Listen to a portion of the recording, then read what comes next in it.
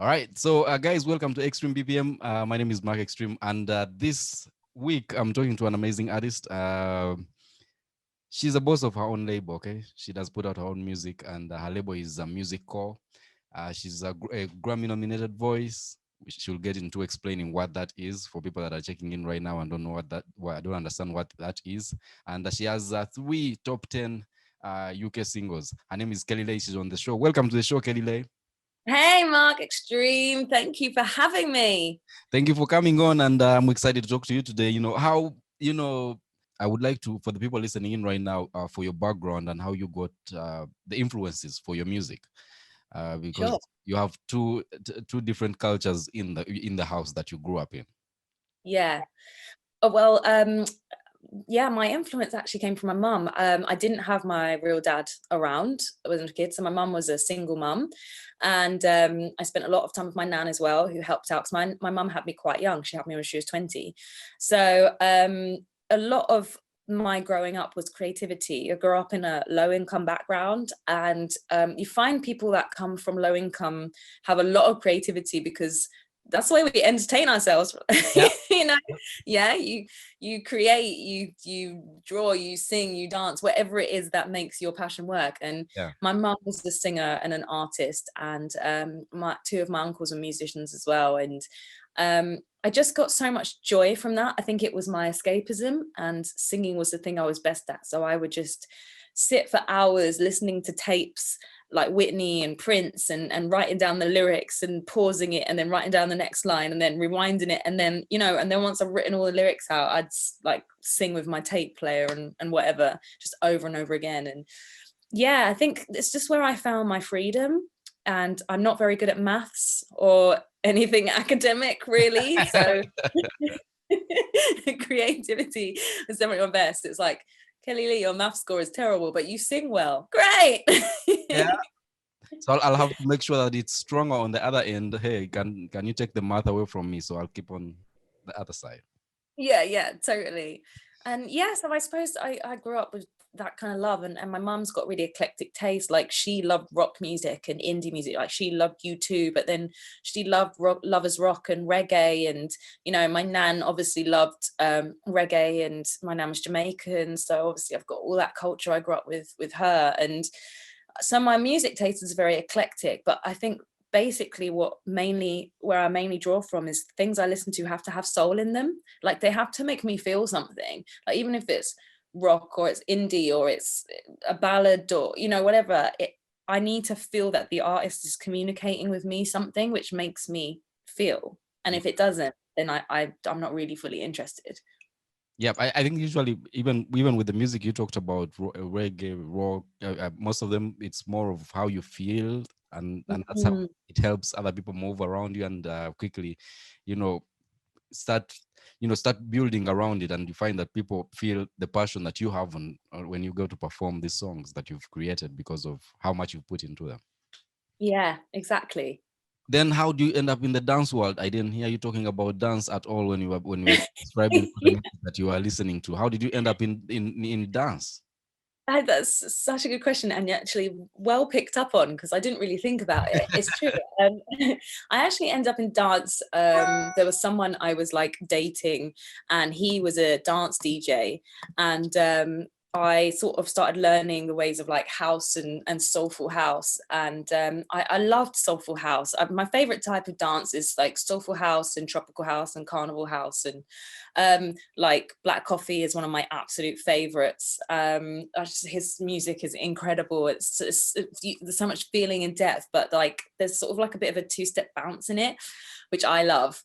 And then I ended up touring with a friend of mine called Kelly-Marie. She's an amazing DJ, and she became a very close friend. And she ended up actually taking me around the world, touring, doing club shows and all kinds of things. And that's sort of where I sort of fell in love with dance music, and that kind of stage reaction with an audience and crowd who just want to have a good time, who just want to lift up their hands and feel. And sometimes it sounds quite basic. Some dance music is super basic.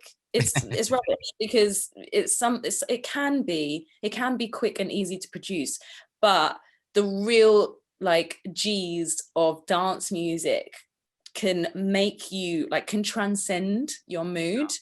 And that's what I found doing some of those club shows that I did over the years, was being on stage and feeling that kind of euphoric thing with the room of people, like building and sort of like climaxing and crescendoing. And then, you know, and that's sort of how I got into dance music. And I'm just really good at singing it, because I suppose they reference some like soul and some of the stuff I grew up on. And obviously 90s R&B in dance music has become like really popular as well. And I grew up, you know, 90s kid, listening to Destiny's Child and Toni Braxton and, you know, Whitney, I suppose more 80s, but, you know, taking those influences. And yeah, it's just sort of a natural thing for me. All right. And so with the, so what happened then, you know, when I was introducing you, I was talking about, you know, how you are a Grammy nominated voice. So how can you differentiate for people when they say Grammy nominated artist and then Grammy nominated voice?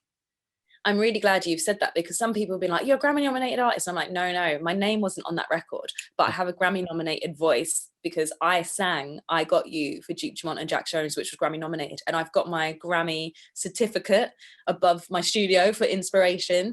And I actually didn't put that up there. It was something I talked about, but it wasn't something I put in my bio until I spoke to a manager, and she was like a real hard boss woman, and she manages some dance artists.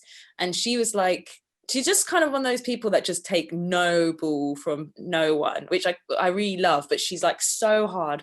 And I was having a meeting with her. She was like, why is that not in your bio? And I was like, oh, because it wasn't my record. And she goes, you sang the record. It was Grammy nominated. You sang the record. Put it in your page right now. People need to know. People need to know. And I was like, whoa, okay. And I thought, do you know what? Yeah, it's not a lie. It's actually a truth. I sang a Grammy nominated record. I walked the Grammy red carpet. I was in the Grammy room, overwhelmed by the intense amazingness of seeing all these artists around me. Yeah, that's my truth. And one day I will be a Grammy nominated artist myself. Put it into the universe. Yeah, you definitely have to. You already tested what it feels like, and then now you only have to have your name on it. Yes, exactly. So it was mad being there. How did you get to that point then? How did you get to be on a song that is a Grammy nominated along your journey? I actually ended up doing a lot of session singing. So like I said before, my strength was being a singer, and coming from a low income background, you find ways to pay your bills. And I ended up, you know, apart from a few little normal jobs here, waitress here, you know, little office thing there, I sang. And so I ended up getting a lot of session jobs. I toured as a backing vocalist for years. I worked with some really big artists. And session singing, for anyone who might not know, is like going in studio and basically doing studio work and singing songs for other people that aren't your own. And you get paid a small fee, or however, you'll know what your fee is for singing a record. And that's what I did for a few years as well. I was just singing records for people whilst doing my own stuff on the side, whilst touring, doing PVs. And for some weird reason, that year of 2014 is when it all blew up. And yeah, I mean, I actually sang a big record a couple of years before that, which was Cry Just a Little for the Bingo Players. But it didn't hit as big. It was just like a really big dance record. But then 2014 was the year that I Got You went to #1. I Want to Feel went to #1. Yeah, that's when it flipped. Yeah, and for people that aren't familiar with dance music, because we have a wide range of music that we play on the show. So the people that aren't familiar with being a session singer is that, you know, it's mostly in the electronic music, you know, quote unquote. The real fans of that don't want you to say that. They want you to say dance music, okay? So yeah. So because EDM and dance are so very different to people who are in dance. Yeah. Yeah, I have to be careful not to get myself entangled into that. So yeah. So yeah. So it's more of, you know, there's when you see a song and then it's labeled for a certain DJ, and then you don't see the artist on the song, but then you hear vocals on the song, and then you wonder, oh, okay, that's what she's talking about, okay? All right. And then, all right, so how do you then transition from being a session singer and then saying, no, I want to be at the front now. My name has to be on these songs. Oh, that was hard. I mean, like, that took a lot of like self-confidence and self-belief and saying no. Like, people don't always really realize the power of no. that's just as powerful as saying yes to certain things. Like there's obviously yes to this opportunity and yes to this and blah, blah, blah, blah. But sometimes before you know it, you're spread so thin and you're giving you to all these other people who are then profiting off of you, and you're like an energy resource, and you're not actually developing your own path and your own craft. And so I had to do a bit of soul searching and digging and say, like, no, actually I'm not going to sing that record, and no, you're not having my voice on your record unless you put my name on it. Why should I sing this for you, or why should I write this or whatever, if you don't want to have, you know, the respect to credit me for singing your song, which you're going to utilize to promote your own career. And yeah, that was kind of, it was ballsy. It's something, you know, I had to do. And I think a lot of people get scared because when you come from a certain place, there is that kind of fear when you want to grow to somewhere beyond, and you've got dreams and you've got visions. There is that kind of fear that stays with you sometimes, going, I don't want to stay, you know, where I was. And not in terms of like not respecting where you come from. It's more that you've got a vision and a goal for yourself where you want to rise from that, you know, and then put something back into your community or your family, or, but there are people that will take advantage of that. It's the world. And I think it's easy to dream the Disney dream and think people are inherently good and they would do good things and they won't try and screw you over. But the world isn't like that, and you have to be shrewd and you have to be a business person, and you have to go, no, actually this doesn't work for me, and this is my art and craft, so no. Oh, yeah. And yeah, and so I've had to do a lot of that, and not being scared of being labeled a certain way, or people thinking I'm as you know, what we talk about female, yeah, you know, that kind of, she's being a diva or she's being difficult or whatever. It's like, cool, I'm difficult then because I'm going to respect myself. Sorry. Oh yeah, I think so. Was it, you know, at what point you get to that realization? Because there's some people that don't get to that point where they realize that there is more for them than what they actually getting. I think it's a feeling, you know, when you're in something that doesn't make you feel good, where you don't feel fully satisfied, you don't feel fulfilled.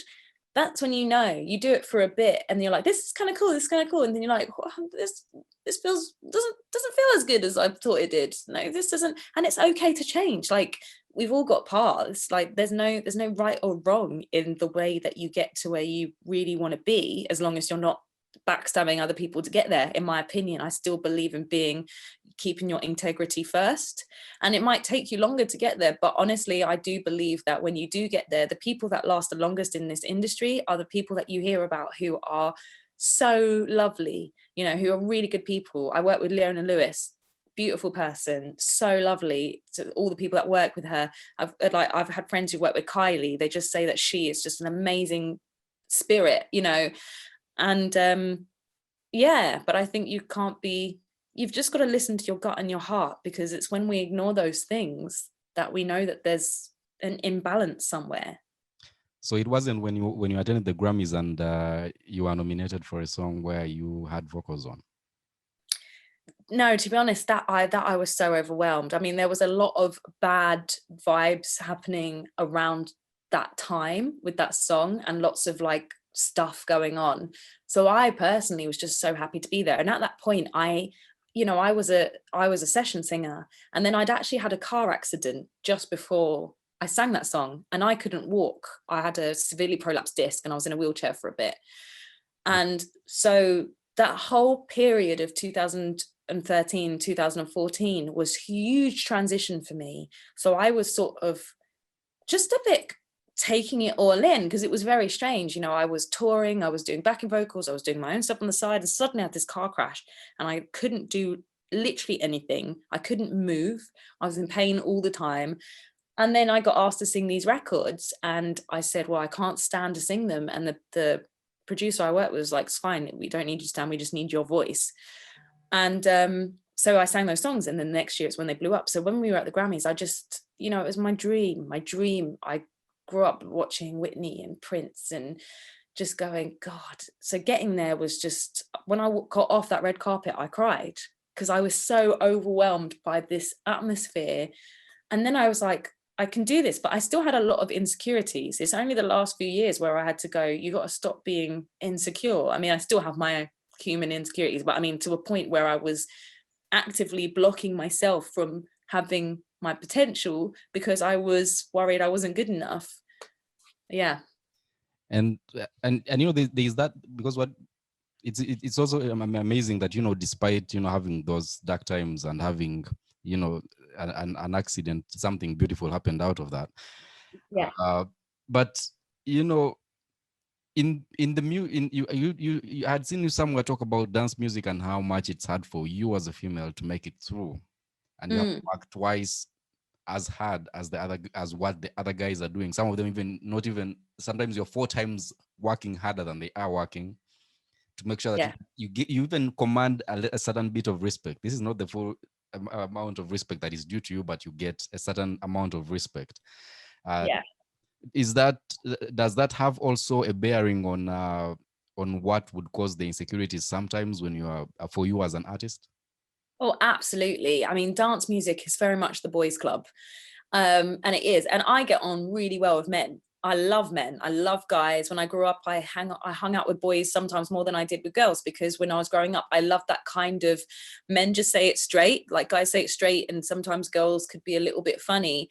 And then as you grow up and become a woman, like my female friendship I value so much, because it's, you know, my sisters and stuff, there's this kind of earthy connection that we can understand. And unfortunately, I still love men, don't get me wrong, I've worked with loads and loads of men, but there is this kind of boys club mentality that some men have in the industry, where they think they are bosses and it's all about them and their egos and how much money they have and how, you know, what their profile is, and bro and whatever girl that they're, you know, sleeping with or whatever. And it's like, guys, you're not teenagers. But it's really weird. It's like this kind of teenage mentality. And I think, you know, with the world of social media as well, everybody wants to be the superstar DJ. So they're all kind of broing each other up, not realizing that actually there's a way to be an artist who's respectful. Like I worked with Tiesto, and wow, so lovely, so polite, just his whole team was super lovely, no drama at all. Like he messaged me on Instagram saying, thank you for your work, I love the record, like a gentleman. This is the reason why Tiesto is so famous, because he's been a gentleman throughout his whole career. Like there's not anyone who says anything bad about working with Tiesto or his team, because they do everything properly, their business, he's respectful. Whereas there's other male producers and DJs I work with who are just rude because they think that they are super cool. But you know what, reputation spreads. That's the one thing about this industry, you know, people talk. The industry is this small. Yeah, it is. It really is. People don't think it is, but yeah, you're literally 2 steps away from somebody else who knows someone who knows, you know. Yeah. But yeah, there is that thing that, you know, there's this lack of awareness with men in dance music, because it's been so predominantly, it's been a white male environment, which is mad, because the origins of dance music come from Black artists like Chicago, and you know, and I think there's people that need to do a lot of learning, and that's why there's lots of female initiatives and women pushing back now, women pushing through, and radio stations now having more female DJs come on. And it's just, I think there's a period of imbalance that needs to be addressed, and the only way of really addressing it is by people who can see it actually calling it out. And sometimes the people that can see it might be lower down on the list, who are the ones that are brave enough to go, do you know what? Yes. I'm fed up. And then hopefully seeing it filter up. But there's still men in the industry who've got things that they need to do, but they need to get out of their fearful, annoying bro DJ day. It's huge. The boys club, yeah. Yeah, exactly. I love that. But you're making a difference to your environment and your listeners and what you're putting out. An artist like myself, by bringing us on to chat and have an opportunity to, you know, grow. It's amazing. We need more people like you.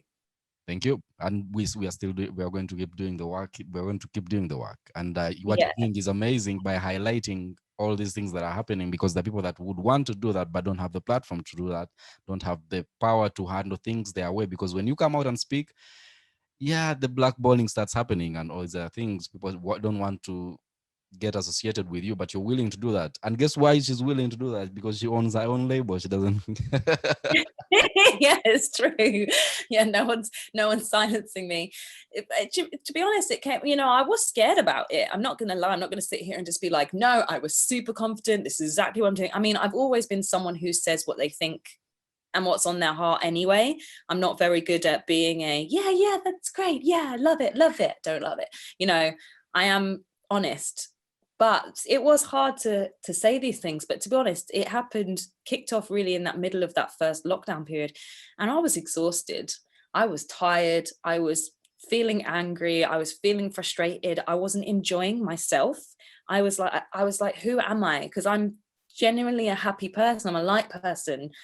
And I was just feeling this depth and resentment. I was starting to resent stuff. And I was like, this isn't healthy. And so when I said what I said on Twitter, coming off of a guy called Funk Butcher who started this tweet saying, let's talk about Black singers and dance music, I didn't really think about it. I didn't even feel like I had anything to lose. I was just like, this is my story. And then to see people resonate with that was, amazing. I feel much lighter now. So Yeah, the courage. I usually salute the intentions and the courage. Sometimes you might not achieve the result you want, but the courage to go out and stick your neck out and speak, that's what I applaud. You're in my book, someone has already won when they do that. So, but it's a good thing that they're having the conversations are happening, and people are starting to notice that. I think even this week, the lady that started up in the Black Eyed Peas, Kim Hill, she also came. Oh yes, yeah, because Will.i.am went on a podcast and talked about how he's kind of unhappy that Black Eyed Peas is not recognized as a Black group. Oh wow. And then he only talked about the period of the Black Eyed Peas from 2004 and didn't speak about how they started with Kim Hill, and then they later the label made the decision to sideline her because she wasn't willing to do certain things to have pop appeal. Wow. Yeah, and Kim Hill came and addressed that, I think, on her IG. It's on IG, like 18 minutes of her talking about all that. But I'm happy that she's talking about that with much more of no anger, with more of love, like, hey, recognize this. I understand, but it doesn't hurt you to recognize what I did. I think that's amazing. I mean, I'm going to go and check that out after we finish chatting, because that's the thing is, a lot of people don't actually know this stuff, because I had no clue, like you just said, and we all know our own little worlds and stories. And I've spoken to quite a few artists end of last year and stuff, and hearing some other stories and experiences from other artists, it's just actually shocking what a lot of people are going through and dealing with, but then don't speak out about it because don't know if they can, or feel like they're singular in their experience. And actually it's more powerful to speak about what you've been through, because there are other people that can relate, and it might not be the exact same thing, but they'll get power from that, and they can give you power back by supporting you. And so I think that is a thing. It's like eradicating that fear for who's going to decide that you're not important anymore, you're not worthy because you said, hey, this isn't right. The more people that say, hey, this isn't right, those people that try and control that situation are going to be the minority. But at the moment, it feels like they're the majority. Yeah, but she's getting a lot of love now. She even did a documentary with I think New York Times. Amazing. Yeah, and she's getting more love than I think she anticipated, because it took her a long time to speak up. But right. Yeah, but that aside, with Music Core, right, your label. Yes. When you started saying, I have to put out the records out myself, put myself out. When I listen to some of the music, it's not dance music. Mm-hmm. Yeah. Because my own soul wasn't in dance. My own I call my music anthemic pop, because like Can't Get Enough, my single before Be Alright, it's like soulful chords and then huge choruses, big drums, and then it pulls you back in and it's intimate, and then it goes loud again. and Be Alright is an intimate ballad, and you know, this is where I get to speak my truth and I get to say lyrics that I want to say. A lot of the dance stuff I've done has been features on other people's records, so although I'm writing lyrics, you know, that are coming from me or co-write, they're still suiting a certain style. You know, there's only so much depth to a lyric in dance that I can have depending on who I'm working with, if they're happy to go to that place. Whereas when it's my own stuff, I say what I want. And so some of my themes might be a bit more complicated. Like I had someone say that my music's really good, but sometimes it sounds like a little bit too intelligent. I should try and make the lyrics a bit more simple. And it's like, I want to write what I feel. Yeah. Like sometimes the lyrics will be really simple and maybe just really catchy and great. And other times I'm going to challenge something which I need to say, which is a little bit, you know, isn't that just being a human being? Sometimes we're not all like light and fluffy cakes or whatever. And sometimes things are just not as easy as people would want them to be portrayed. Yes, exactly. And some of my favorite artists and favorite songs that I listen to, stuff with like deeper connection and deeper meaning and something underneath that, you know. Yeah, you need to be, the music has to have some replay value, that someone has always discovers things every time they listen to it, and they're like, oh, she said this, oh, I thought, you know, when you find people creating debate around music like that, those are the conversations I like getting in. I like getting in and I start listening, oh no, that's what she said. I don't even like reading the lyrics on when you're Googling them or something. I usually have to discover that on my own. And yes, it's always interesting because I usually look at the pattern of how people write, because the artists I have interest in, much as we play the music and the radio and all that, I like the music that I have on the show. Yeah, and absolutely. So you find sometimes I'm like, oh yeah, the way she writes, because I'll go from this song to the next one, then I start looking for patterns of how the thought process goes in, and which brings me to asking you, like, how do you get to write? How do you, what is your songwriting process like? Oh, I mean, melody is first for me, always a melody. Sometimes I'll jot down lyrics if I suddenly have some lyrics come into my head and just note them down, but I'm definitely a melody first person. If a chord starts and I'm hearing the pattern, and then I'll, you know, resonate with it, and then I'll pick out a melody and I'm like, oh, I like that melody, and then I'll just sort of feel what is the song about, you know. One of my records called Whiskey Midnight, which was on my EP Can't Get Enough, and I also released it as a single by itself last year. That's like a moody, deep, sexy record, and the chords I was just listening to, and I was like, the first line came to me, I was like, you're a whiskey after midnight, 2 fingers straight up, don't need no ice. And it's like a really sexy, intimate self-love record, and I just love playing with this whole idea of like whiskey and like the connotations of that, and have the sipping your own drink late at night, maybe it's like 2 a.m. in the morning, and it just sort of comes. I can't explain it. It's like fireworks in the brain just start happening, and you go, ooh, I like that, and then you suddenly hit a wall and go, oh my god, what do I do now? Where's the lyric? And then you find it, but melody first always. And so the EP, you know, you talked about the EP, and and I saw you trying to explain on your IG, you're trying to explain some part of the EP. I have some videos talking about the EPs and the EP, and I saw that, you know, what you just talked to me about is this: you take the same drive to when you're making the videos too. You have to think through them and then have a process of, you know, why everything has to be this and that here. You know, I think you're much as you run your label, how much of all the decisions as far as your music goes depend on you? It's me. I mean, I had a whole period of self-managing as well. I edit my videos. I edited Can't Get Enough. I edited Cotton Clouds. I edited Whiskey Midnight. I edited Just for One Day. That was completely by myself. My sister shot it, and my sister's a film student, so that's why that one looks definitely. We did that on a very small budget, but it's me. It's my decisions. It's my label. It's me. So yeah, what you're hearing is authentically me, and I feel Can't Get Enough EP is the strongest output of me so far. And I think when you listen to those songs in order, you get it, and it's like, okay, I understand your sound, you understand me, understand the journey of where I'm going. And now Be Alright is my most raw, honest, authentic record yet, because that came from a really like place I needed to speak from. But yeah, it's all me. It's all funded by me. I've co-written every song, or written every song, apart from Can't Dance, which was the second single I released that I co-produced, and I got told that was a really good song for me to release because it was quite dance. So I love that song, and I really love the writers that wrote that song, but there was always part of me that didn't feel like it was me, because it felt it was something I was advised to do. And I still love it. I like shot this video in South Africa. It was my first time I'd ever been there, in Cape Town, and it was amazing. But in terms of the actual songwriting, everything else is me, and that's what I'm proud of, you know. So I mean, if it fails, it's on my head. It's on my shoulders. There's no one to blame.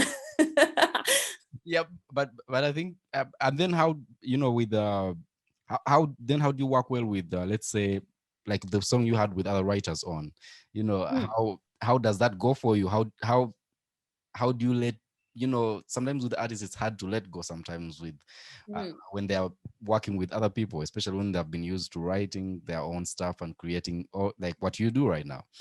How easy or how hard is it for you to, you know, say, okay, there are certain things I'm going to give in, and I don't find that hard at all. I mean, I love co-writing. I love the bounce off. Like, co-writing is that bit where you don't have to really, like, when you're writing solidly on your own, you do go through a process of loving your own output, but you do second guess yourself. Could that line have been better? Could this be? Whereas when you're co-writing, you have that bounce off that someone's like, yes, I love that. And then you're like, yes, I love that. And but then it's just that kind of chemistry and relationship in the room with those people. So like my record Cotton Clouds, I wrote with Yoda, an amazing producer called Yoda, and this incredible songwriter called Christine.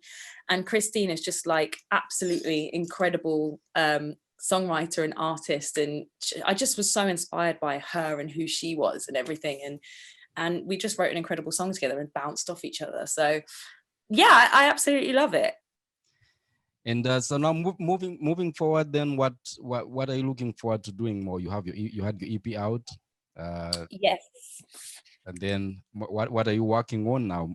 Yes, I actually had my next single, which is really bold and really sassy, and I'm really excited to release that. And that was going to be coming out soon, but we've decided to hold it back for Be Alright, to have a bit more space, because I just feel like with everything that's going on right now, Be Alright needs some more time, and I think I just want to sit with that for a bit.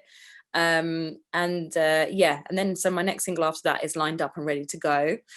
And then I've got a couple of dance features coming as well with some bigger artists that I'm excited about, and I've co-written, and we've got quite a few things lined up, which I'm excited about, quite a few releases. So yeah, it's going to be just continuing that journey of releasing and showing who I am and being more bold with each song that comes out next on my own label. And yeah. And then you know, with Be Alright, guys, that's what is out right now that we're playing on the show. And did you write this specifically during that period, which we are still in, by the way? I didn't actually. I actually wrote it end of last year, and it was some stuff I was going through, and I ended up having end of last year, of which one? We have to be careful. This is 2000. Yeah, sorry, we're in the new year now. So end of 2019. Yeah, good point. You always forget that in January. You're like last year. Actually, no, it would be last year.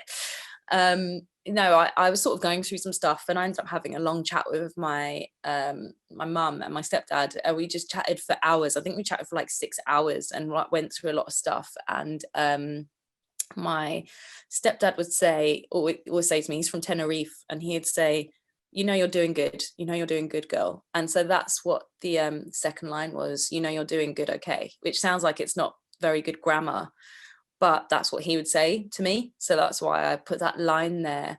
And from stuff I've been through and where I've come from in my journey, I've actually done extremely well. And I think often because I'm not in the place where I want to be, I'm not in the goal yet, I'm not there, you kind of feel like I'm not there yet. I haven't done well enough. I haven't, and this constant like saying to yourself, it's not good enough, and actually going, hold on a minute, let's pause, let's actually look at the positivity here, really take note and go, you're doing well, this is good, be proud of yourself, be proud, and be calm for a minute, just be quiet and just reflect and take some positivity. And that's what this record's about. And I just really hope anyone who hears it can resonate in it, because I feel like we're extremely hard on ourselves, and it's getting harder and worse with social media likes and clicks and that validation that you get from if someone likes it or shares it or drops a comment, and that your life worth is based on that. And 1,000%. yeah, and I just want people to hear it and go, look, give yourselves a break, you're probably doing so much better than wherever you've been before. We all have ups and downs, but your journey in life itself, you're probably doing all right, you're going to be all right. Yeah, and I think people, we know much as we try sometimes to brush off social media and all that, it always has an effect because that's what we are living with right now. But maybe what people can understand, maybe usually what helps through, because I also like being hard on myself a little bit. I can really understand what you're talking about. All right. Even after working like probably 10 hours a day, I still go back and say, maybe I should have done more of this, which is crazy. But what people should understand is on social media, you will never see anyone kicked out of their house because they didn't make rent. Yes. So bear that in mind anytime you get frustrated about how well other people are doing. It's because you're seeing the good things. Yes, it's the highlights reel, and that's why I think it's important to be honest. Like yesterday, I posted a picture, and I just sort of said a bit more how I'm feeling. And, I've had a bit of anxiety the last few days, wondering what's going on with the world, our country specifically. We've had this stupid Brexit thing as well. And just trying to deal with all of that and the pressures of the music industry and hoping the song gets enough playlists and likes and whatever. And it's hard. We have to be honest with ourselves. Like, life is not always selfies and all that, cute. I'm on the sand right now. The beach is like, wow, yeah. It's like, that's not actually real life. Those are just like this. Yeah. And I think we just have to keep in check with that and speak to people. And you'll speak to a friend and they'll say they've been going through something as well, and we're like, cool, oh, you felt that as well, oh my god, yes. And then you feel better straight away, and you're like, yeah, okay, cool, it's not just me. We have to be kind on ourselves, because before we know it, we're going to put ourselves in the ground. And you look back a year ago, like I saw some old photos the other day, a friend of mine had put in a book for me, and she'd said some really nice things. And I looked at these photos, and they were great photos. And I remembered myself at the time seeing that photo going, oh no, I didn't look slim enough, or I didn't look good enough. And then you fast forward a couple of years and you look back and you're like, oh my, am I crazy? Just like, why was I wasting time? Yeah, at a certain point, we get into that. So guys, Be Alright is a song that is out right now, Kelli-Leigh. Check it out and go stream it. Where it's available everywhere, right? Yes, available everywhere. So whatever you prefer to stream or where you like to download from, go and get it, and support an independent artist as well in the process. Yep. You're doing good things. Yeah, exactly. Support an independent artist, and also, everything you do, she gets from that. Whether you stream, whether you buy, whatever you do with the song gets back to her. Okay. Yeah. It doesn't get back to someone else, and then a percentage gets to her. It gets back. Yeah. Yeah. No, it's my label. Yeah. Yeah. And are you, as we get out of here, the label, is it only you on the label at the moment, or you have other people on the label? It's only me for now, because it's a lot of work, and obviously I invest in it. But I have had chats with some friends. We've written some stuff that we might just put out on the label for like a different artist name. So there is that possibility, but right now it's just me. That's amazing. So you're let me say this again, you've done well for yourself. No, thank you. We're proud of that. Thank you. For an independent, even I'm not just going to say, for an independent artist, no, you've done well for yourself, because sometimes people want someone to think because you're independent, it's like, you probably didn't make it to be signed. No, it's not. That doesn't mean that, guys. Okay. No. No. It doesn't mean you're creating your own your own future and your own path, and you could still get signed, but it's you investing into yourself and into your brand and stuff like that. So yeah, you're putting your money where your mouth is and making everything out of it. So at the end of the day, guys, that's it. And thank you so much for coming on the show. Thank you, Mark. Extreme BPM, thank you for having me. It's been amazing. Really great to chat to you today. Thank you for supporting me in the record. Yeah, this was great. And guys, that's it. The Extreme BPM, get it everywhere, okay? In case you missed the airing, that is Tuesdays and Fridays, 8 p.m. East African time.